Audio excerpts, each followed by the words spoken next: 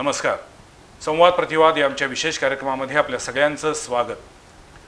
चंबळच्या खोऱ्यातील डाकू, रात्रीच्या अंधारात हातसफाई करतात ते चोर, आणि शस्त्र घेऊन एखादा डाका घालतात ते दरोडेखोर, आणि जे व्हाईट कॉलर्ड जे गुन्हेगार असतात की जे खुलेआम दिवसा ढवळ्या एखादं दुकान थाटतात आणि लोकांना लुटतात, ते म्हणजे आत्ता अलीकडच्या काळात तयार झालेले आधुनिक बदमाश भामटे. हे सगळं मी का बोलतोय तर गेल्या काही वर्षामध्ये कोल्हापूर जिल्ह्यामध्ये किंवा महाराष्ट्रामध्ये म्हणूया, ज्या पद्धतीनं अनेक कंपन्या तयार झाल्या ज्याला LLP कंपन्या म्हणतात, आणि मग गुंतवणुकीवरती भरमसाठ आमिष दाखवायचं, परतावा देण्याचं, आणि त्यानंतर लोकांची रक्कम लुटायची, याचं जे काही पेव फुटलेलं होतं ते बघितल्यानंतर असं वाटतं की दुनिया झुकती है झुकाने वाला चाहिए. याचं कारण असं की आपल्या सगळ्यांना माहिती आहे की अशा प्रकारच्या अनेक कंपन्यांनी आजवर लोकांना लुटलेला आहे, लुबाडलेला आहे, नंतर गाशा गुंडाळलेला आहे. पण तरीसुद्धा या कंपन्यांचं फावतं त्याला कारण तुम्ही आम्ही असतो. आपल्याला माहिती असतं की अशा कंपन्या फार काळ तग धरणार नाहीत, पण तरी पण मोह काही सुटत नाही, लोभ काही संपत नाही, आणि झटपट श्रीमंत होण्याच्या दृष्टीनं आपण पैसे गुंतवतो, कारण आपल्याला वाटतं की 10% महिन्याला, 15% महिन्याला परतावा मिळणार आहे. सुरुवातीचे काही काळ परतावा मिळतो, त्यामुळे सगळेजण खुश होतात, अनेक जण मालामाल होतात, आणि मग कालावधीनंतर लक्षात येतं की मुद्दल पण तिकडं आणि व्याज पण तिकडं, आणि कंपनीच आता अस्तित्वात नाही. AS ट्रेडर्स हे केवळ एक नाव राहिलेलं नाही आहे, तर तो एक आता परवलीचा शब्द बनलेला आहे. म्हणजे कशा पद्धतीनं हजारो कोटी रुपयांची फसवणूक करता येते हे AS ट्रेडर्स आणि त्यासारख्या अन्य 16 कंपन्यांनी दाखवून दिलेलं आहे. कोल्हापूर जिल्ह्यामध्ये कोल्हापूर पोलीस दलांची आर्थिक गुन्हे अन्वेषण शाखा आहे. पोलिसांना सुद्धा बदलत्या काळानुसार आर्थिक गुन्ह्यांचा तपास करण्यासाठी वेगळी यंत्रणा तयार करावी लागली. म्हणजेच या प्रकरणांचं गांभीर्य किती मोठं आहे हे आपल्या लक्षात येईल. पण दुर्दैवानं हे जे काही आर्थिक गुन्हे अन्वेषण शाखेचा तपास आहे, तो तपास मात्र योग्य दिशेनं होतोय का, वेगवान होतोय का, याबद्दल अजूनही सर्वसामान्य लोकांच्या मनात शंका आहे. या सगळ्या पार्श्वभूमीवरती आज मला पुन्हा एकदा जाणून घ्यायचे या AS ट्रेडर्स सारख्या ज्या काही कंपन्या आहेत, या कंपन्यांचा कारभार कसा चालायचा, त्यातनं किती लोकांची कशी फसवणूक झाली आहे, आणि या LLP कंपन्या आहेत त्यांच्या विरोधामध्ये उभ्या ठाकलेल्या कोल्हापुरातील काही मंडळींनी जो लढा निर्माण केलाय, उभा केलाय, त्या लढ्याचं आजचं स्वरूप काय आहे, त्या दृष्टीनं आज मी आमच्या स्टुडिओमध्ये 3 मान्यवरांना बोलवलेलं आहे. मी स्वागत करतो LLP कंपनीचे एक गौरव पाटील यांना. त्याचबरोबर LLP कंपनींच्या विरोधामध्ये न्यायालयीन लढा उभा करण्यामध्ये प्रामुख्यानं महंतेश कोल्हे हे वकील म्हणून काम करत आहेत, त्यांचंही स्वागत आहे. आणि या LLP कंपन्यांच्या विरोधात लढा देणारी जी काही संघटना आहे त्याचे एक बॅकबोन विश्वजित जाधव. नमस्कार.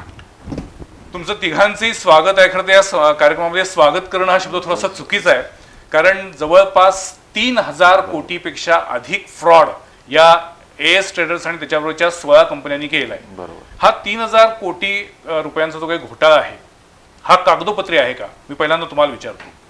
आता चार्जशीटमध्ये ह्या गोष्टीचा सगळा उल्लेख आलेला आहे. बरं. त्यांचे जे काही सॉफ्टवेअर्स आहेत जप्त केलेले आहेत त्यामध्ये देखील दिसून आलेलं आहे की बाबा 3000 कोटीपेक्षा अधिकचा घोटाळा आहे यामध्ये. बरं. त्यामुळे असं म्हणता येणार नाही की बाबा असं म्हणता येईल की बाबा त्या पद्धतीने अजून किती बाहेर पैसे पाठवलेले आहेत ह्यांनी हवालामार्फत, आणि दुबई येथे जे लोक गेलेले आहेत आरोपी यामधले, त्यांनी या अगोदर देखील पैसे पाठवलेले आहेत, हे तपासामध्ये पण देखील निष्पन्न झालेलं आहे. अच्छा. पण म्हणजे या निमित्तानं आपल्या देशामध्ये हवाला रॅकेट किती प्रचंड प्रमाणात काम करते हे पण सिद्ध झालेलं आहे. आता जे काही 3000 कोटी आहे त्यात कॅश ट्रान्झॅक्शन किती आहेत, आणखीन अकाउंटवरची किती आहेत? अकाउंटवरती 1640 कोटीच्या आसपासचे ट्रान्झॅक्शन दिसून आलेले आहेत, जे त्यांच्या सॉफ्टवेअरवरती जनरेट झालेले आहेत. बरं. परत त्याच्यानंतर त्यांनी विदाउट लॉग इन प्लॅन जो लॉन्च केला होता, त्यामध्ये पुन्हा मुंबई इथून जे काही कलेक्शन केलं होतं ते साधारणतः 1400 कोटीच्या वर्षी अमाऊंट आहे. अरे बापरे. 1600 आणि 1400 म्हणजे 3000 कोटीचा हिशोब लागला इथेच. आणि या व्यतिरिक्त पुण्या मुंबईतील किंवा तुम्ही म्हटलं असं मोठ्या महानगरातील काही लोकांनी थेट कॅशमध्ये ट्रान्झॅक्शन केलेली आहे. हा इतका मोठा प्रचंड घोटाळा आहे. आतापर्यंत या AS ट्रेडर्स सारख्या ज्या काही 16 कंपन्या आहेत त्याचे एकूण संचालक किंवा प्रवर्तक किती आहेत, आणि त्यातल्या किती लोकांना अटक झाली आहे? टोटल ऑन रेकॉर्ड जे LLP वरती रजिस्ट्रेशन आहेत ते 28 जण आहेत. बरं. ते 28 सोडले तर मुख्य एजंट आहेत ते 62 जण आहेत. 62 जणांची आम्ही यापूर्वी यादी दिली होती. त्यांच्यावरती अद्याप कोणतीही चौकशी झालेली नाही आहे. एजंटांना पोलिसांनी सोडलेलं हो, आहे, हो. दुर्लक्ष केलं. दुर्लक्ष केलेलं आहे. काय कारण असेल वाटतं तुम्हाला? कारण त्याच्या मागचं काय असं स्पष्ट असं हे नाही आहे. तपासाचा भाग आहे, तपास करा. काही एजंट अटक देखील झाल्यात. मग ठराविक एजंट अटक होतात आणि ठराविक एजंट बाहेर पडतात. यामध्ये ठराविक एजंट लोकांना नोटीस इश्यू केली होती. नोटीस इश्यू केल्यानंतर त्या लोकांना बोलवून घेतलं गेलं. परत त्यावरती कोणतीही ॲक्शन घेण्यात आलेली नाही, ना रिकव्हरी झालेली नाही त्यांच्याकडून. आता बरेच एजंट आहेत की आमच्याकडे यादी पण आहे, चार्जशीटला यादी आहे. 2 कोटी, 4 कोटी, 5 कोटी, 9 कोटी. म्हणजे या 36 एजंटनी लोकांकडनं पैसे गोळा केले आणि ते या कंपन्यांमध्ये गुंतवले. म्हणजे एक प्रकारे लोकांना आमिष दाखवण्यामध्ये या एजंट लोकांचा सहभाग होता. आहे. आणि हे असे 70 एजंट आहेत. 70 एजंट आहेत. बरं, त्यातल्या किती लोकांना अटक झाली? त्यातील साधारण एक 5-6 एजंट लोकांना फक्त अटक झाली. बरं. बाकी अद्याप कुठल्या एजंटना अटक झाली. आता यापूर्वी आम्ही एक अर्ज केला होता, एक फॅमिली आहे कोडोलकर म्हणून. 36 कोटी घेतलेले ते पुरावा आहे, चार्जशीटलाच पुरावा आहे. बापरे. कॅशमध्ये समक्ष मी स्वतः SP साहेबांना देखील आम्ही फोन करून तिथलं लोकेशन पाठवून, प्रॉपर्टी अटॅचमेंट आहे, समोर 2 प्रॉपर्टी आहेत, समोर 2 गाड्या होत्या, त्या देखील जप्त केल्या गेल्या नाहीत अजून. केलेलं नाहीत अजून. हे ऑगस्ट 2023 मधला विषय. जेव्हा साहेबांनी चार्ज घेतला ना, हे म्हटले त्या 15 दिवसामधला. नाही, या विषयावरती जेव्हा विद्यमान पोलीस अधीक्षक महेंद्र पंडित सरांशी बोलणं झालं होतं त्यावेळी त्यांनी सांगितलं होतं की मी या प्रकरणामध्ये गांभीर्यानं लक्ष घालणार आहे, ते लक्ष घालतीलही. परंतु आत्ता एकूण सर्वसामान्य माणसाच्या दृष्टिकोनातून जर 3000 कोटी रुपयांची लूट झाली असेल आणि तरीसुद्धा पोलीस यंत्रणा गांभीर्यानं वेगानं तपास करत नसेल तर मग पोलीस दलाच्या कार्यपद्धतीवरती नक्कीच प्रश्नचिन्ह उभं राहू शकतं. पण मला सांगा, आतापर्यंत जी अटक झाली आहे त्यातला मुख्य सूत्रधार लोहित सिंग सुभेदार, त्याचं एक वैशिष्ट्य आहे. कुणाचं? लोहित सिंग सुभेदारचं. काय? पोलिसांनी एजंट लोकांकडनं 5-5 कोटी रिकव्हरी केली. सुभेदारकडनं अद्याप एकाही रुपयाची रिकव्हरी केलेली नाही. पण मग लोहित सिंग सुभेदाराच्या काही घरातनं गाडी जप्त केली, नाही. सोनं जप्त काही केलं. नाही. सोनं जे जप्त झालं त्याच्या मिसेसकडून सोनं जप्त केलेलं आहे. ते जे 50 वैयक्तिक सुभेदारकडनं काय केलं? काय कारण असावं? बघा, सोशल मीडियाला पण तो अटक झाल्यानंतर एक तरी ही बातमी दिली, एकही बातमी दिली नाही. आणि मुळात 14 दिवसाच्या PC मध्ये पोलिसांनी काय कारभार केलाय अजून देखील टाइम आहे, स्पष्ट करू शकतात.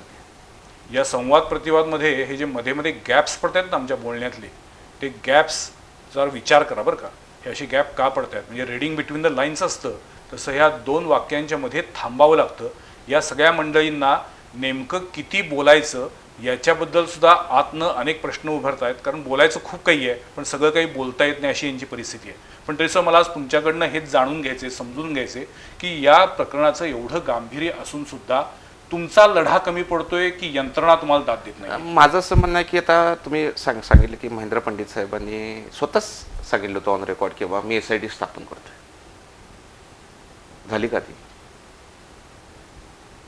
आणि तुमच्या माध्यमातून मला विचारायचं आहे की अशा वरिष्ठ ह्यांना SIT स्थापन करायचे अधिकार आहेत काय? मुळातच तुमचं म्हणणं आहे की SIT स्थापन करण्याचे अधिकार पोलीस अधीक्षकांना आहेत का, आणि जर असतील तर आतापर्यंत SIT स्थापन का झाली नाही? याच्या मागचा एक उद्वेग आहे मनातला की या प्रकरणाचा तपास म्हणावा तितका वेगानं आणि गांभीर्यानं होत नाहीये.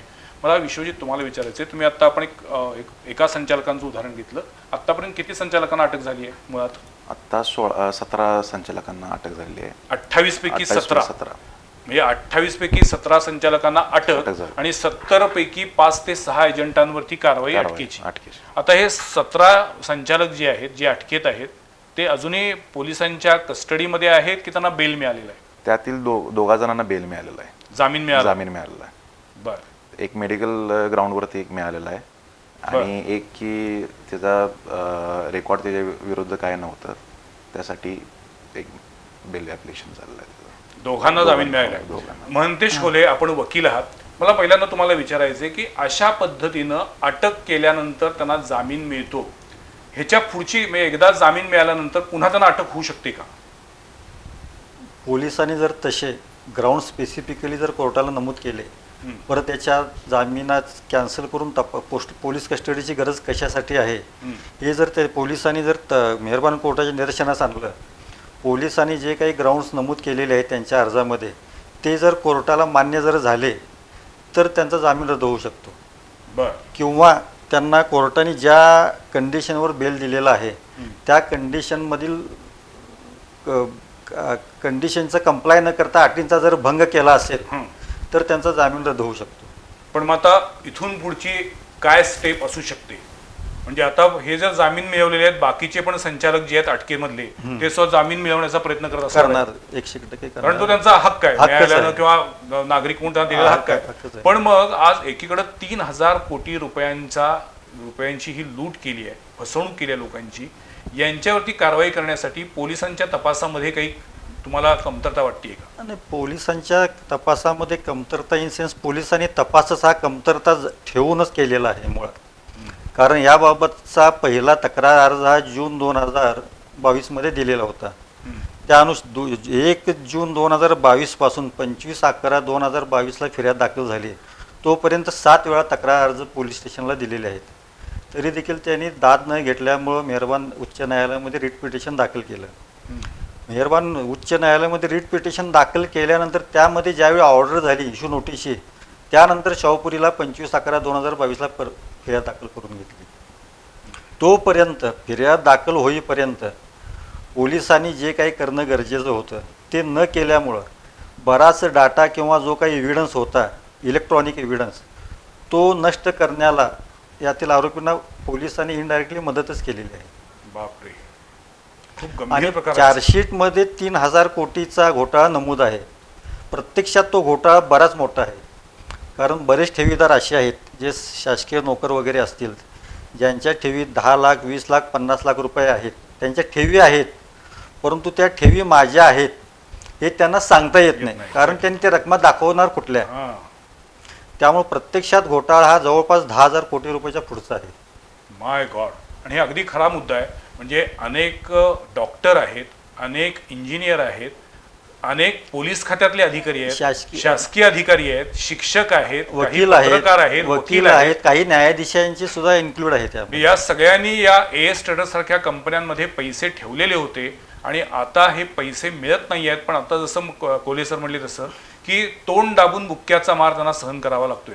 हे पैसे आपले आहेत किंवा आपले होते याचा क्लेम करण्यासाठी सुद्धा त्यांना ते पैसे सिद्ध करणं शक्य नाहीये. त्यामुळं ते आता काय म्हणतात पुढे येत नाही. काही पुढेच येत पुढे नाही. येत पण नाही. त्यामुळे एकूण फसवणुकीची रक्कम हे म्हणले असं कितीतरी कोटी असणार आहे. हो, हो. पण मला सांगा आता या सगळ्या ह्याच्यामध्ये तुम्ही जेव्हा तुमचा LLP विरोधी कृती समिती म्हणून काम करताय, तुम्ही जेव्हा या एजंटना किंवा संचालकांना यांना काही तुम्ही संपर्क साधून त्यांच्याकडनं वधवून घ्यायचा प्रयत्न केला होता का? एक तर अटक यांनीच केलंय. मी स्वतः जाऊन अटक केलेली आहे. पण अटक करायचा तुम्हाला अधिकार नाही. अधिकार नाही पण ती माहिती आम्ही SP साहेबांना देऊन तुमचे कर्मचारी पाठवून द्या अशी सूचना दिली होती. आम्ही त्याला थांबवून ठेवलं होतं तेव्हा. बर इंटिमेशन दिल्यानंतरच आम्ही त्याला हे केलं होतं. आणि तो पळून जाण्या पण नादात होता. आणि तो जर पळून जर गेला जर असता तर त्याच्याकडून जी की रिकव्हरी आत्ता जी झालेली आहे ती रिकव्हरी झाली नसती इन फ्युचरमध्ये. नाही, पण मग असं आहे का की ह्या सगळ्या संचालकांकडून किंवा एजंटांकडून आजपर्यंत तुमच्यावर कधी दबाव आलाय, कधी तुम्हाला काही धमक्या आल्यात किंवा उलटा प्रकार तुम्हाला पण काही आमिष दाखवलेलं रोज आहे? चालू आहे. सप्टेंबर 2023 मध्ये आम्ही शाहूपुरी पोलीस स्टेशनला अर्ज दिलेला आहे. मला आणि फिर्यादीला अडवणूक करून धमकवण्याचा प्रयत्न केला होता मेरवेदर ग्राउंडच्या इथे. कमाने त्या लोक होती ती. त्या अर्जावरती काही ऍक्शन घेण्यात आली नाही. पण आमच्या विरोधात कोणी जर अर्ज पुटअप केला तर लगेच आम्हाला दाबण्यासाठी पोलीस स्टेशनला या, तुमच्या विरोधात तक्रार अर्ज आलेला आहे, आम्हाला बोलावून प्रेशराईज करण्याचं काम चालू आहे. पण म्हणजे पोलीस यंत्रणेकडनं कृती समितीला कसल्याही प्रकारचं सहकार्य तर नाहीच आहे. उलट तुमच्यावरती जास्तीत जास्त प्रेशर कसं तयार होईल याचा प्रयत्न रोष होतोय. काय हे पण नाही समजत आहे. तुमच्यावरती पोलिसांचा आमच्यावर रोष रोष का? का? नाही, पोलिसांचा रोष असण्याचं कारण म्हणजे या घटनेचा पाठपुरावा कंटिन्युअस जो चालू आहे कृती समितीकडून तो पाठपुरावा थांबवण्याच्या दृष्टिकोनातूनच हा रोष आहे. दुसरा कुठलं कारण नाही. आता एक गंभीर बाब अशी आहे की या सगळ्या प्रकरणामध्ये तपासी अधिकारी जे असतात त्यांचा रोल अत्यंत महत्त्वाचा असतो. यापूर्वी आर्थिक गुन्हे अन्वेषण शाखेच्या ज्या स्वाती गायकवाड पोलीस निरीक्षक होत्या त्यांची तडकाफडकी बदली झाली. त्यानंतर आता कळमकर साहेब त्याचा चार्ज बघतायत.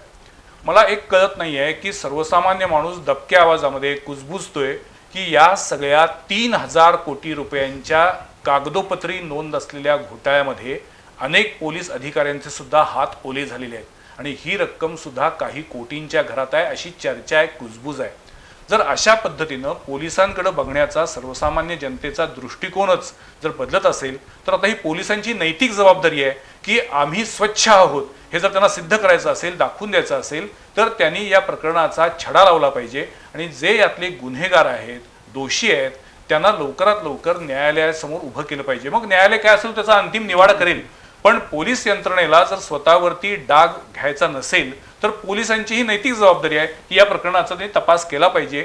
त्यासाठी अशा जी काही ही LLP विरोधी कृती समिती आहे त्यांची मदत घेतली पाहिजे, त्यांचं सहकार्य घेतलं पाहिजे. परवाच काही दिवसांपूर्वी आम्हीच पण बातमी दिलेली होती की उच्च न्यायालयानं निकाल दिलेला आहे किंवा आदेश दिलेला आहे की प्रतिज्ञापत्र पुन्हा एकदा सादर करा आणि त्याच्यासाठी जूनची कधी तारीख दिली आहे. काय प्रकार आहे तो नेमका? ऍक्च्युली फिर्यादीच्या वतीने जे तपासामधील जे काही लूपहोल्स आहेत, त्रुटी आहेत, त्यामधील जे काही आम्ही पत्र व्यवहार आर्थिक गुन्हे शाखेशी केले होते त्या संदर्भात जे काही कारवाई त्यांनी केलेली नाही आहे त्या संदर्भात आम्ही प्रतिज्ञापत्र रोहित ओत्राच्या मार्फत आम्ही दाखल केलं होतं. ते निदर्शनास घेऊन न्यायालयाने काय त्या इंटिमेशन दिलं होते तपासी अधिकाऱ्यांना की तुम्ही ह्याबद्दल उत्तर द्या आणि प्रतिज्ञापत्र दाखल करा. त्यानंतर त्यांनी मुळात तपासी अधिकारी एकाही तारखेला हजर नाही आहेत न्यायालयामध्ये, जिल्हा न्यायालयामध्ये पण नाही आहेत आणि हायकोर्टला देखील नाही आहेत. जिल्हा न्यायालयातील न्यायाधीशांनी देखील नाराजी व्यक्त केली होती येत नसल्याबाबतीत. तिथंही देखील सेम प्रकार झाला होता. त्यानंतर तिने 10 मेला ते न आल्यामुळे ही ऑर्डर तिने प्रेस आउट केली होती. काय ऑर्डर आहे? ऑर्डरमध्ये मेन्शन केलेलं आहे की बाबा फिर्यादीला कोणत्याही प्रकारचे दबाव तंत्र आणू नये, त्याला प्रोटेक्शन दिलेलं त्या संदर्भात. दुसरी गोष्ट जे काय आत्ता तपासी अधिकाऱ्यांनी जे प्रतिज्ञापत्र दाखल केलेलं नाही त्या संदर्भात माननीय SP साहेबांनी त्यावरती चौकशी करावी आणि चौकशीचा अहवाल SP साहेबांनी प्रतिज्ञापत्र दाखल करावं. मुळात तपासी अधिकारी न्यायालयात दाखल होत नाहीत, न्यायालयात उभं राहत नाहीत, याच्या मागचं गौड बंगाल काय कळत नाहीये. दुसरी गोष्ट, काही दिवसांपूर्वी आमचे प्रतिनिधी, बी न्यूजचे प्रतिनिधी यांना सुद्धा मी मुद्दाम आर्थिक गुन्हे अन्वेषण शाखेत पाठवलं होतं आणि त्यांच्याकडनं माहिती घेण्याचा प्रयत्न केला तर पोलिसांकडून माहिती पूर्णपणे दिली जात नाही. एक कागद दिला आहे त्याच्यामध्ये 2022 पासून किंवा 2018 पासून ते 2024 पर्यंत आर्थिक गुन्हे अन्वेषण शाखेकडे झालेल्या एकूण फिर्यादीची नोंद, त्यात त्यांनी असं म्हटलेलं आहे की 122 कोटी रुपयांची फसवणूक झाल्याची नोंद आहे आणि त्यापैकी 25 कोटी रुपयांची मालमत्ता हस्तगत करण्यात आली आहे. एकीकडं आपण जेव्हा 3000 कोटीपर्यंतचा हा घोटाळा म्हणतोय, चार्जशीट आहे, पण हे आकडे आर्थिक गुन्हे अन्वेषण शाखेकडून का लपवले जात आहेत हे मात्र कळत नाही आहे. या सगळ्या अत्यंत गंभीर अशा प्रकारामध्ये काही लूपहोल्स आहेत, त्रुटी आहेत.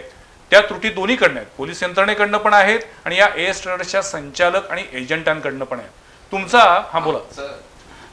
आमचा लढा फक्त गुंतवणूकदारांसाठी आणि गुंतवणूकदारांच्या गुंतवणुकीवरती. मी तुमचा म्हणून जो थांबवतो ह्यासाठी की तुमचा नेमका लढा कशासाठी आहे. बऱ्याचदा असं पण होतं की त्यात तुमचे काही वेस्टर्न इंटरेस्ट आहेत.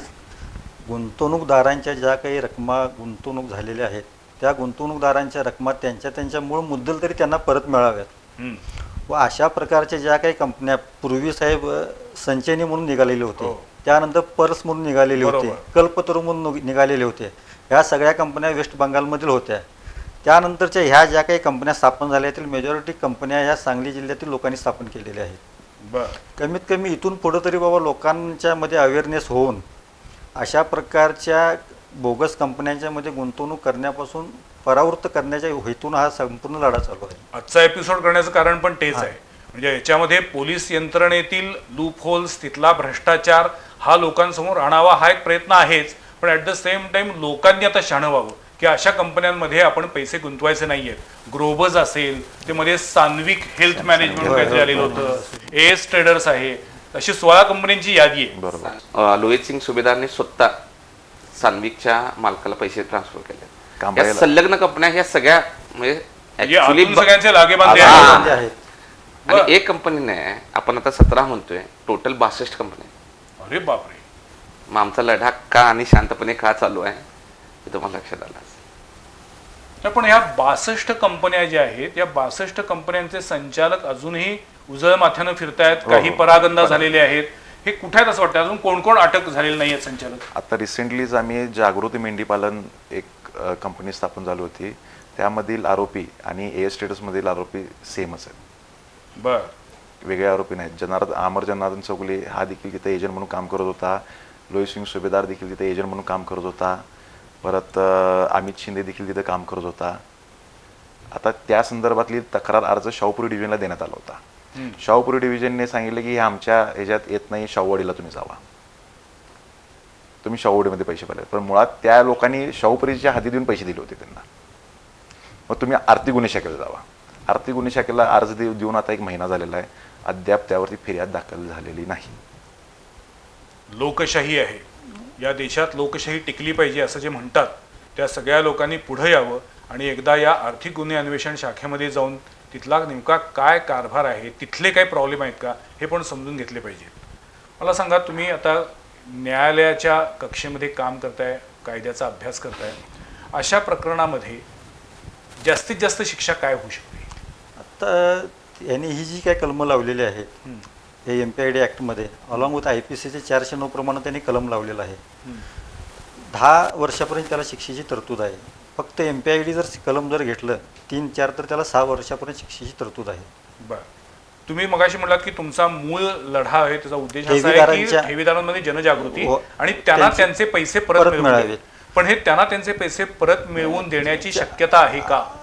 खूप शक्यता कमी आहे. हां, खूप शक्यता. कारण का 3,000 कोटी रुपयाचं फसवणूक झाले संदर्भातील चार्जशीट त्यांनी मेहरबान कोर्टात दाखल केलेला असताना फक्त जवळपास 20 ते 22 कोटी रुपयाचीच मालमत्ता त्यांनी आतापर्यंत जप्त केलेली आहे. बाकीच्या पैशाच्या, बाकीच्या ठेवीदारांच्या रकमेचं करायचं काय? त्या रकमा त्यांना मिळणार कसे? ते गेलेत कुठं पैसे? पैसे गेले कुठं?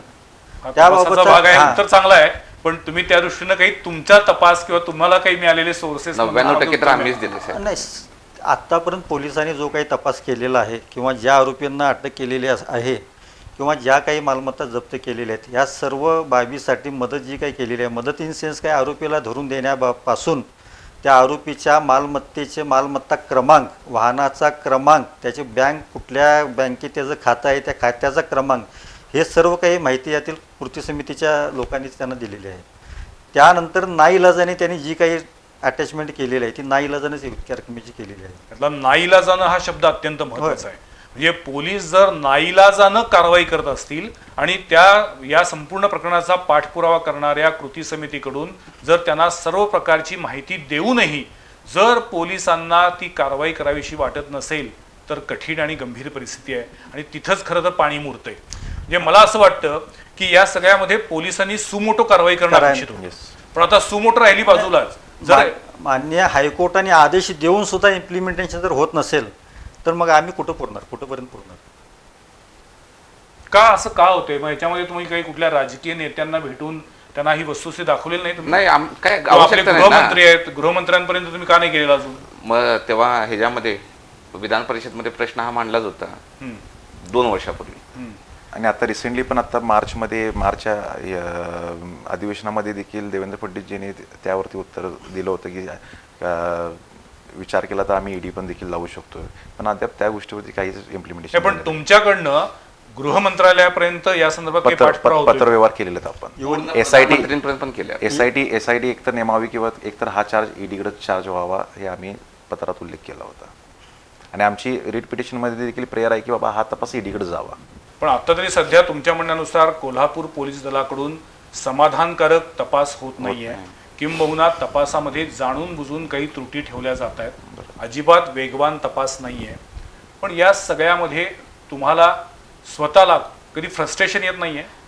येतं, खरं काय करणार आपण? फ्रस्ट्रेशन करून तरी काय करणार? गुंतवणूकदारांचे पैसे आहेत, त्यांच्यासाठी लढा. तुमच्यापैकी कोणाचे त्यात पैसे आहेत का गुंतलेले? तुम्ही एवढं पोटतिडकीनं काम करताय, असं म्हणतात की ज्याची जळती त्यालाच कळतं. 20 ते 25 जण आम्हाला यात इन्व्हेस्ट करा म्हणून सांगायला आले होते, का त्यांचं उत्तर आम्हाला तेवढं चांगलं वाटलं म्हणून आम्ही कधी इन्व्हेस्ट नाही केलं. आता माझेच नातेवाईक आहेत, मी बरेच 10 ते 15 जण नातेवाईक आहेत. कोणी 5 लाख रुपये टाकलेले आहेत, कोणी 10 लाख रुपये टाकलेले आहेत. त्या लोकांना जेव्हा आम्ही काढून घ्या म्हणून सांगत होतो तेव्हा काढून घेतले नाहीत. पण आता अशी वेळ झालेली आहे की कर्ज काढून पैसे घातले होते त्यामध्ये. मी अशी अनेक उदाहरणं बघितलेली आहेत की ज्यांची धुळदाण उडालेली आहे. एस ट्रेडर्स सारख्या कंपन्यांमध्ये लाखो रुपये गुंतवले आणि आता काहीही नाही. त्यामुळं घरामध्ये कौटुंबिक कलह, मुलगा आणि वडील यांच्यामध्ये वितंडवाद, बायको आणखी नवरा यांच्यामध्ये प्रचंड भांडणं, एक एक घरं उद्ध्वस्त झालेली आहेत. इतका प्रचंड मोठा मनस्ताप या सगळ्या कंपन्यांनी दिलेला आहे. पण तरीसुद्धा पोलिसांना जर या प्रकरणाचा मुळाशी जाऊन तपास करावा असं वाटत नसेल तर फारच अवघड आहे. कलियुग म्हणतात ते हेच असं म्हणावं लागेल.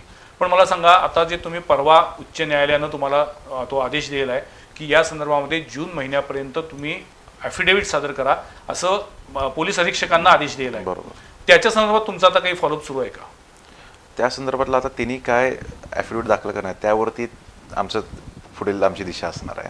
कारण की त्यांच्या ॲफिडेविटमध्ये जर योग्य ते उत्तर आलं तर ठीक, अन्यथा आम्ही मग पुन्हा आमच्याकडे जे काही डॉक्युमेंटेशन आहेत ॲडिशनल डॉक्युमेंट ते आम्ही सबमिट करणार तेव्हा. किती साधारण तुमच्याकडे कागदपत्र तुम्ही गोळा केलीत? 25,000च्या पुढे. 25,000 कागदपत्र? हां, पुरावे. पुरावे. अरे बापरे. आणि का, कारण की हे बोके कुठं पण जाऊ शकतात म्हणून आम्ही दिल्लीपर्यंत पण जायची तयारी ठेवली. दिल्लीत ऑलरेडी ॲफिडेव्हिट घालून ठेवलं बर सुप्रीम कोर्ट. बर. जेव्हा यांचे एबी रिजेक्ट झाले हायकोर्टमध्ये तेव्हा आम्ही ऑलरेडी कॅबिट तिथं दाखल करून ठेवलं होतं. आणि इथून कोल्हापूर जिल्हा न्यायालय बसून ते सर्वोच्च न्यायालयापर्यंत आम्हाला प्रोटेक्ट करण्यासाठी कोले साहेबांसारखे असे बरेच वकिलांनी ॲज अ चॅरिटी म्हणून आम्हाला मदत केलेली आहे त्यामध्ये. अच्छा, हे चॅरिटी म्हणून काम हो, करतात? चॅरिटी म्हणून. यात कसली फी घेत नाही नाही, नाही. किंवा बारदेसकर साहेब जे आहेत? नाही, नाहीच. इवन अशोक मुंडगे सर पण त्यांनी यात फी नाही चार्ज केली. बर. पण म्हणजे तुमचं इंटेन्शन यात क्लिअर आहे Clear, की तुम्हाला लोकांचे पैसे परत मिळवून द्यायचे. द्यायचे. एकीकडे कोले सर म्हणतायत की हे पैसे परत मिळतील का नाही याची शाश्वती नाही, खात्री नाही. पण हे पैसे गेलेत कुठं नेमके? हे पैसे दुबईला गेलेत हे आम्ही वारंवार ह्या गोष्टी बाबतीत सांगितलेल्या आहे तपास अधिकाऱ्यांना. त्यातील एक हवाला एजंट होता सांगलीचा, त्याचा देखील जबाब रेकॉर्डवरती घेतलेला तो चार्जशीटमध्ये आहे. त्यानं पण कबूल केलेलं की मी 60 लाख रुपये पाठवलेले आहेत. मग ह्यानं नुसते 60 लाख रुपयेच पाठवलेत का, त्यापेक्षा अधिक रक्कम तिकडे पाठवलेली आहे. परत त्याच हवाला एजंटने कोल्हापूर शहरामध्ये अशा अनेक ठिकाणी जमिनी घेऊन ठेवलेल्या आहेत. बर. त्याचा तपास होणं गरजेचं आहे. पण तुम्हाला ह्या कुठं कुठं जमिनी घेतल्यात हे माहिती तो आहे? माहिती आहे की तुम्ही ही माहिती पोलिसांना दिली आहे? हे आम्ही दिलेली होती पण अजून त्यावरती कोणतीही कारवाई केलेली नाही त्याने. आता आम्ही दिलेली आहे. कागदोपत्री दिलेले आहे. बापरे, काय प्रकार आहे सगळा? म्हणजे पोलीस यंत्रणेवरती सर्वसामान्य लोकांनी विश्वास ठेवायचा की नाही ठेवायचा? कदाचित अनेक पोलीस अधिकाऱ्यांना ही चर्चा आवडणार नाही, नाही. पण ही वस्तुस्थिती आहे. आणि जर कुणाला आवडत नसेल तर त्यांनी पुढे येऊन सांगितलं पाहिजे. म्हणजे माझं या निमित्तानं आवाहन आहे. म्हणणं आहे की तुम्ही पर्सनलीच का घेताय? पर्सनल याचा संबंधच नाही. अगदी बरोबर. शेवटी आम्ही पण तुमचे मित्रच आहेत. तुमच्या कामाचा तो भाग आहे, आमच्या कामाचा हा भाग आहे. नाही, पण त्यांचं काम ते प्रामाणिकपणे प्रामाणिकपणे करत नाहीयेत करत- हा त्यातला हा सगळ्यात सगळ्यात मोठा मोठा कळीचा मुद्दा आहे. आणि जर 3,000 कोटीपेक्षा अधिक रक्कम, लोकांची रक्कम जर या लोकांनी लुटली असेल तर सदरक्षणाय खलनिग्रहणाय हे ज्यांचं ब्रीदवाक्य आहे, त्या पोलीस यंत्रणेनं त्या लोकांना न्याय देण्यासाठी प्रयत्न केलेच पाहिजे. न्याय देण्याचं काम न्यायालयाचं आहे, मान्य आहे. पण न्यायालयापर्यंत ती केस व्यवस्थित उभी करण्यासाठी जो तपास करावा लागतो तो तपास जर पोलीस यंत्रणेकडनं होत नसेल, ढिलाई ठेवली जात असेल, ती मुद्दामून ठेवली जात असेल तर मग दाल में कुछ काला है असं म्हणण्यासारखी परिस्थिती आहे. पण या सगळ्यात आता तुम्ही म्हटलं, आता सांगितलं की सुप्रीम कोर्टापर्यंत जाण्याची तुमची तयारी आहे. पण आता सध्या जो काही लढा सुरू आहे त्याच्यातून पुढं आउटपुट काय? यातले सगळे संचालक अटक होतील असं तुम्हाला वाटते का? होणं गरजेचंच आहे. तेवढा विश्वास नाही, आहे अटक यंत्रणेवर. होतील काय नाही हे पोलीस डिपार्टमेंटवर अवलंबून आहे. कसं आहे, कायदा पुस्तकात आहे, आदेश न्यायालय देते, परंतु एखाद्या आदेशाची अंमलबजावणी करायची काय नाही, तेव्हा ती कशी करायची, कशी करायची हे शेवटी हेच ठरवतात. पोलीस डिपार्टमेंटच ठरवतं. त्यामुळे सर्वस्वी जबाबदारी त्यांचीच आहे. पोलिसांनी जर मनात आणलं तर 3,000 कोटी रुपयाची या आरोपींची मालमत्ता अटॅचमेंट करणं काय त्यांना अजिबात अवघड नाही. कारण ह्या संचालकांच्या नावावरचीच मालमत्ता जप्त करायला पाहिजे असं कायद्यात नाही. त्यांनी या फ्रॉडच्या रकमेतून मिळालेल्या पैशातून ती मालमत्ता दुसऱ्या व्यक्तीच्या नावानं जरी खरेदी केली तरी त्या दुसऱ्या व्यक्तीच्या नावावरची मालमत्ता जप्त करण्याचे अधिकार कायद्यानं पोलिसांना ह्या कायद्यानुसार दिलेलेच आहेत. परंतु त्या दृष्टीनं काय जप्तीची प्रक्रिया कुठली झालेलीच नाही. यातील एक आरोपी होता, अटकेत असलेला आरोपी आहे, गायकवाड मॅडमच होत्या तेव्हा. तिने फक्त एकच प्रॉपर्टी जप्त केलेली आहे. आम्ही जेव्हा त्यांचा सर्च रिपोर्ट काढला त्या आरोपीचा, तेव्हा आम्हाला कोल्हापूर शहरामध्ये त्याच्या 4 प्रॉपर्टी आम्हाला आढळून आल्या. त्या कुठं चार्जशीटलाच नाही आहेत. चार्जशीट त्या व्यक्तीचे दाखल झालेले आहेत. आता परत नव्याने आम्ही अर्ज केलेला आहे. जर अशा प्रकारे तपास असेल तर मग लोकांचे पैसे मिळणार कसे? काही आमच्याकडे फुटेज पण आहेत. अनुग्रह हॉटेलमधले पण फुटेज आम्ही प्राप्त केलेलं आहे. ते आम्ही उच्च न्यायालयाच्या निदर्शनास आणून देणार आहे. काय आहे फुटेज? ते आता गायकवाड मॅडमचं इथं हे झालं, तपास लागला, त्यात पण निष्पन्न होईलच ते कशी लागेबंदी झाली, मग कशा त्यानंतर मग आमच्या मागेच पळायला लागले. आता हे सांगणे गरजेचं आहे काय की तुम्ही ह्यांची नावं घ्या, आम्ही ह्यांना आरोपी करणार आहे, विश्वजित जाधव, गौरव पाटील. अच्छा, म्हणजे तुमच्यावरतीच बुमरँग करण्याचा किंवा तुम्हालाच आरोपीच्या पिंजऱ्यात उभं करण्याचा पण प्रयत्न झालाय किंवा होतोय? आणि आमच्यावरती तशा पद्धतीनं रेकॉर्ड तयार करायच्या दृष्टिकोनातून बऱ्याच गोष्टी केल्या होत्या, बर पण त्यांना ते यश आलं नाही त्यामध्ये. बर, हे तर आणखीन गंभीर आहे. आणि सर्वात महत्त्वाची गोष्ट म्हणजे फिर्यादीला आरोपीसारखी वागणूक दिली गेलेली आहे. वारंवार या जबाबाला उच्च या. न्यायालयानं ऑर्डर देऊन देखील इथं ऑर्डर झाल्या 10 तारखेला की फिर्यादीला बोलवायचं नाही. 11 तारखेला नोटीस काढल्या युनोबार SP ऑफिसमध्ये. ह्याच्यावरती तुम्ही कशा पद्धतीनं प्रतिकार करणार आहात आणि ही ताकद तुमची शेवटपर्यंत पुरेल असं तुम्हाला वाटते? हां, हो, पुरणार सर. होणार. Yes. येस. आम्ही त्यांनी आम्हाला एवढं strong आम्ही बनवलंय. आजपर्यंत 3 वर्ष आम्ही या गोष्टीशी आम्ही लढा देतोय. ह्याच्या पुढे जरी 10 वर्ष जरी लागले तरी ह्याच पद्धतीने आणि ह्याच ताकदीने आम्ही असेल. आणि निस्वार्थ लढा आहे आमचा साहेब. ह्याच्यावरती काय विश्वास ठेवायचा? कारण का की त्यांनीच म्हटले की गुंतवणूकदारांना बोलवले की बाबा कृती समितीने तुमच्याकडनं किती रुपये मागितले. गुंतवणूकदार म्हटले अरे त्यांनी तर आम्हाला मदत करतात. आणि आम्हाला इथं पाठवून देण्यासाठी जी काय तिने मदत केली त्या तिनेच केलेली आहे. पण तुमच्याकडून तिने काय पैसे घेतलेत का? हा उलटा प्रश्न गायकवाड मॅडमचा.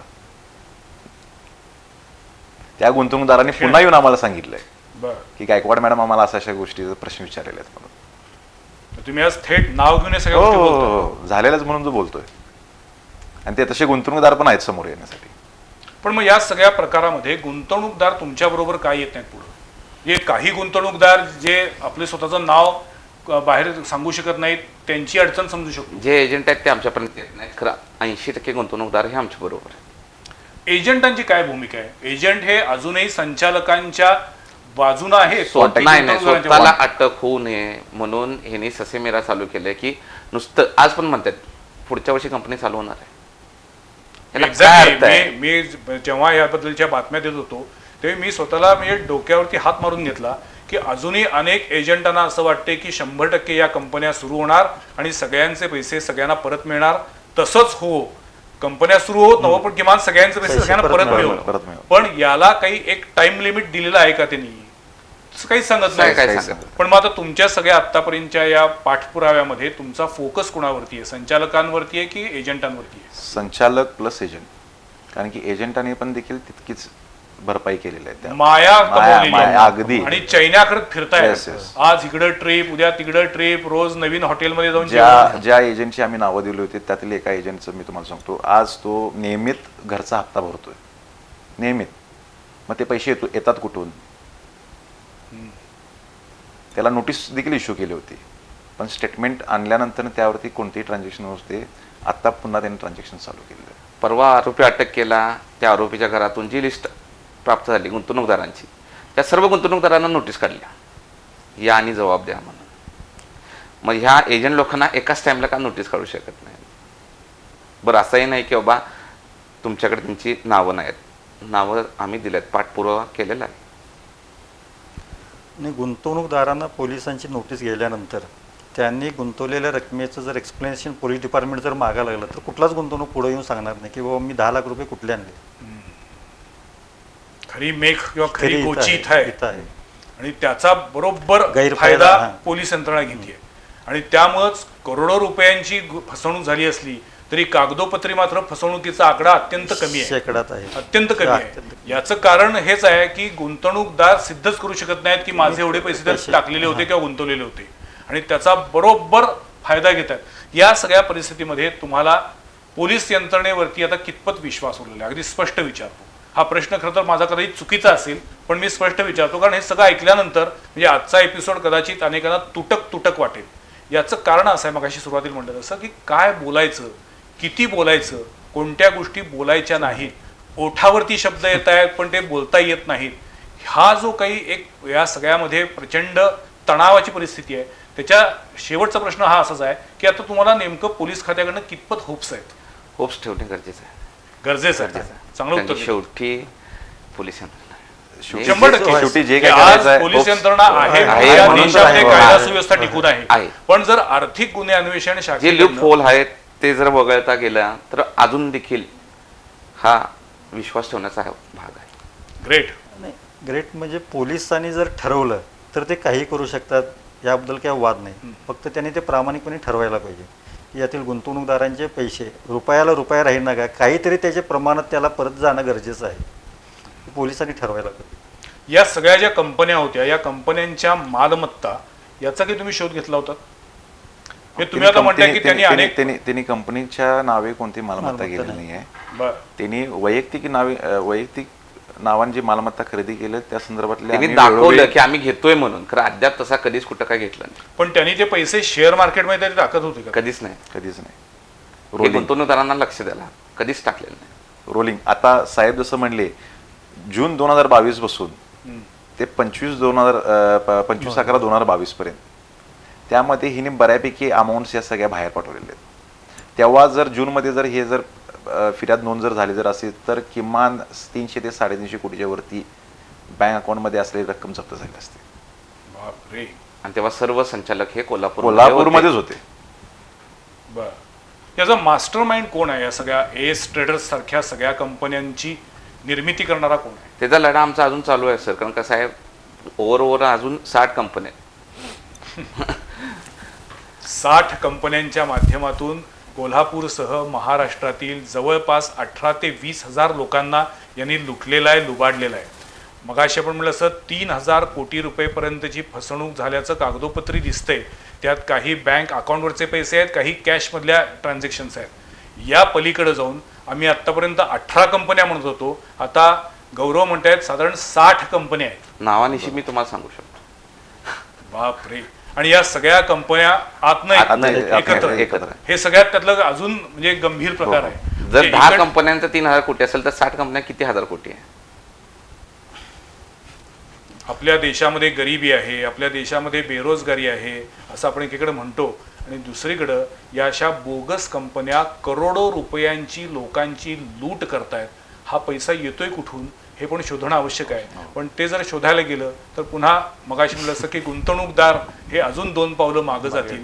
आणि त्यामुळं हा सगळा इतका वेगळा असा हा तिढा निर्माण झाला, एक त्रांगडं तयार झालेलं आहे की नेमकी फसवणूक किती रुपयांची झाली आहे हे समोर येत नाही कागदोपत्री. आणि त्यामुळं तो तपास त्या वेगानं होत नाही असं पोलीस दलाचं उद्या म्हणणं असू शकेल. मला या विषयावरती खरं तर पोलीस दलातील वरिष्ठ अधिकाऱ्यांचं सुद्धा म्हणणं समजून घ्यायचे. माझं त्यांना आज आवाहन आहे की त्यांनी पुढे यावं, या संदर्भातली त्यांची भूमिका लोकांसमोर मांडावी, जेणेकरून दूध का दूध पाणी का पाणी होऊन जाईल. कुणाबद्दलच संशयाचं वातावरण असण्याचं काही कारण नाही आहे. जे पोलीस यंत्रणा ज्या पद्धतीनं काम करते आहे ते त्यांनी त्यांच्या लोकांसमोर मांडावं. आणि या आर्थिक फसवणूक प्रकरणामध्ये जे दोषी आहेत त्यांना लवकरात लवकर न्यायालयापर्यंत नेणं हे पोलीस दलाचं काम आहे. तुमचं आता बोला, तुम्हाला काही बोलायचं होतं. किंवा तुम्ही असं देखील करू शकता, जसं आपण आता संवाद करतोय तेव्हा पोलिसांना पण तुम्ही इथे बोलू शकता. संवाद म्हणजे आपण चर्चा माझी करूया. 100% माझी कारण 100% आपला आमची पण सगळ्यांचा हेतू 100% एकच आहे एकच आहे. की आपल्याला यातनं लोकांचे पैसे परत मिळतील का याचा प्रयत्न करायचा आहे. आणि अशा पद्धतीच्या कंपन्यांच्या आमिषाला न भुलता इथून पुढे तरी समाजानं जागृत होणं आवश्यक आहे. म्हणजे पुन्हा कुठली तरी कंपनी येणार, पुन्हा काहीतरी अजून एक फंडा काढणार, पुन्हा काहीतरी लोकांना आमिष दाखवणार, पुन्हा लोकांनी त्यात गुंतवणूक करायची, काही दिवसानंतर ती कंपनी पण बंद होऊन जाणार. हे जे काही वर्षानुवर्ष म्हणजे मगाशी तुम्ही पर्ल, संचयनी यासारखी उदाहरणं दिली, पण तरी सुद्धा आपल्याकडचा समाज अजून जागा होत. त्याकरिता पोलिसांनीच ॲक्शन घ्यायला पाहिजे. कारण पोलिसांना माहीत आहे अशा प्रकारच्या ज्या कंपन्या स्थापन झालेल्या आहेत त्यांच्यावर RBIचं नियंत्रण नाही, SEBIचं नियंत्रण नाही, त्यांच्याकडून परमिशन नाही. त्यामुळं अशा कंपन्यांना लोकांच्याकडून पैसे घेण्याचे अधिकार नाहीत किंवा लोकांना ठराविक रकमेवर ठराविक इतका परतावा देतो असं कायद्यानंच त्यांना ते आमिष दाखवता येत नाही. हे पोलिसांना माहिती आहे. तरी देखील एखादी कंपनी एखाद्या पोलीस स्टेशनच्या हद्दीमध्ये जर चालू झाली तर पोलिसांनी सुरुवातीलाच त्या कंपनीच्या संचालकांच्या विरोधात कारवाई जर केली तर लोक पैसे तिथं गुंतवणारच नाही. बरोबर. त्यामुळे पोलिसांनी सो मोठं ॲक्शन घ्यायला पाहिजे. एखाद्या कंपनीची शाखा एखाद्या पोलीस स्टेशनच्या हद्दीमध्ये स्थापन झाल्यानंतर पोलिसांनी जर ते मनात आणलं तरच त्या कंपन्या बंद होतील, नाहीतर ते बंद होणार नाही. पोलिसांनी मनात आणलं तर आजच्या चर्चेचा एकूणच सारांश गोश्वरा असा आहे की या सगळ्यामध्ये पोलीस यंत्रणेची भूमिका अत्यंत महत्त्वाची आहे. त्यांनी जर या संदर्भामध्ये अत्यंत प्रामाणिकपणे निर्भीडपणानं जर कारवाई करायचं धोरण अवलंबलं तरच यातल्या दोषी संचालकांवर दोषी एजंटांवरती चाप बसेल आणि त्यांचं खरं स्वरूप जनतेसमोर येईल. त्यातून शक्य झालं तर कदाचित जनतेला गुंतवणूकदारांना त्यांचे पैसे परत मिळू शकतील. आजच्या संवाद प्रतिवादमध्ये अनेक प्रश्न आहेत, त्याची उत्तरं सापडलेली नाही आहेत. ही उत्तरं सापडावीत याचा एक प्रयत्न म्हणून आजचा हा संवाद प्रतिवादचा भाग. अजूनही अनेक गुंतवणूकदार प्रचंड विमनस्क अवस्थेमध्ये आहेत, हतबल झालेले आहेत. आपले पैसे गेले हे त्यांना माहिती आहे, पण ते पैसे गेले याच्यामुळे त्यांचं जे आयुष्य उद्ध्वस्त झालेलं आहे त्याच्यातून ते पुन्हा उभं राहू शकत नाही. त्यामुळे अशा लोकांचे तळतळाट, अशा लोकांची हाय कुणालाच लागू नये म्हणून तरी पोलीस यंत्रणेनं अधिक सक्षम होऊन काम करणं अपेक्षित आहे. आजच्या संवाद प्रतिवादमध्ये हे 3 मान्यवर सहभागी झाले आणि या संदर्भातील त्यांना जेवढी शक्य आहे तेवढी माहिती त्यांनी दिली. याबद्दल तिघांचे मी आभार मानतो. पुढच्या सोमवारी पाहायला विसरू नका आणखीन एका विषयावरील चर्चा संवाद प्रतिवादमध्ये.